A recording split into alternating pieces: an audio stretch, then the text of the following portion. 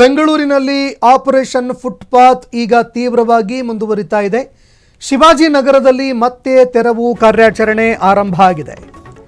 Russell market, church ರಸ್ತೆ, Bowring ಆಸ್ಪತ್ರೆ ಬಳಿಯಲ್ಲಿ ತೆರವು ಕಾರ್ಯಾಚರಣೆ ಆರಂಭ ಆಗಿದೆ. ಪೊಲೀಸರ ಸರ್ಪಗಾವಲಿನಲ್ಲಿ ತೆರವು ಕಾರ್ಯಾಚರಣೆ ನಡೆಯಿತು. ಹಲ್ಲೆ ಪ್ರಕರಣದ ಬಳಿಕ ನಡೀತಾ ಇರುವಂತಹ ತೆರವು ಕಾರ್ಯಾಚರಣೆ ಇದು. ಸೂಕ್ಷ್ಮ ಪ್ರದೇಶವಾಗಿದ್ದರಿಂದಾಗಿ 100ಕ್ಕೂ ಅಧಿಕ ಪೊಲೀಸರನ್ನ ನಿಯೋಜನೆ ಮಾಡಲಾಗಿದೆ.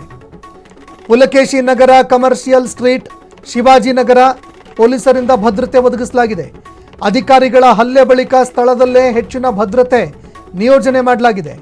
ಮೊನ್ನೆ ಜಿಬಿಎ ಇಂಜಿನಿಯರ್ ಮಾಧವರಾವ್ ನೇತೃತ್ವದಲ್ಲಿ ತೆರವು ನಡೆದಿತ್ತು. ಇವತ್ತು ಕೂಡ ಈಗ ಮುಂದುವರಿತಾ ಇದೆ ಫುಟ್ಪಾತ್ ಒತ್ತುವರಿ ತೆರವು ಕಾರ್ಯಾಚರಣೆ. ಹೋಟೆಲ್ನ ಎದುರುಗಡೆ ಫುಟ್ಪಾತ್ ಮೇಲೆ ಕಟ್ಟಿದ್ದಂತಹ ಬ್ರಿಕ್ಸ್ಗಳನ್ನು ತೆರವು ಮಾಡಿದ್ದಾರೆ. ಶಿವಾಜಿನಗರದಲ್ಲಿ ಮತ್ತೆ ತೆರವು ಕಾರ್ಯಾಚರಣೆ ನಡೀತಾ ಇದೆ. ಈಗ ದೃಶ್ಯಾವಳಿಯಲ್ಲಿ ನೋಡ್ತಾ ಇದ್ದೀರಿ, ಪೊಲೀಸರ ಸರ್ಪಗಾವಲಿನ ಮಧ್ಯೆ ತೆರವು ಕಾರ್ಯಾಚರಣೆ ನಡೀತು. ರಸೆಲ್ ಮಾರ್ಕೆಟ್, ಚರ್ಚ್ ರಸ್ತೆ, ಬೌರಿಂಗ್ ಆಸ್ಪತ್ರೆ ರಸ್ತೆಯಲ್ಲಿ ತೆರವು ಕಾರ್ಯಾಚರಣೆ ನಡೀತು. ಹಲ್ಲೆ ಪ್ರಕರಣ ಬಳಿಕ ನಡೀತಾ ಇರುವಂತಹ ತೆರವು ಕಾರ್ಯಾಚರಣೆ ಇದು. ಏಕಾಏಕಿ ಬಂದು ಹಲ್ಲೆ ಮಾಡೋದಕ್ಕೆ ಅಂತ ಮುಂದಾಗಿದ್ರು. ಅನೇಕ ಅಧಿಕಾರಿಗಳ ಮೇಲೆ ಹಲ್ಲೆ ಆಗಿತ್ತು.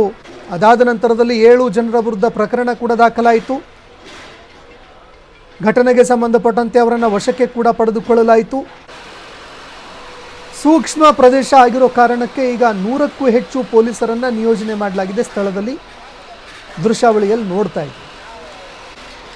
ಪುಲಿಕೇಶಿ ನಗರ, ಎಸಿಪಿ ಕಮರ್ಷಿಯಲ್ ಸ್ಟ್ರೀಟ್, ಶಿವಾಜಿನಗರ ಪೊಲೀಸರು ಭದ್ರತೆ ಒದಗಿಸಿದ್ದಾರೆ. ರಸೆಲ್ ಮಾರ್ಕೆಟ್ನ ಮುಖ್ಯ ರಸ್ತೆಯಲ್ಲಿ ಇವತ್ತು ಜೆಸಿಬಿ ಘರ್ಜನೆ ಕೇಳೋದಕ್ಕೆ ಸಿಕ್ತು. ರಸ್ತೆಯಲ್ಲಿ ಯಾರ್ಯಾರು ಫುಟ್ಪಾತನ್ನು ಒತ್ತುವರಿ ಮಾಡ್ಕೊಂಡಿದ್ದಾರೆ ಅದೆಲ್ಲದಕ್ಕೂ ಕೂಡ ಜೆಸಿಬಿ ಹರಿಸಲಾಗಿದೆ.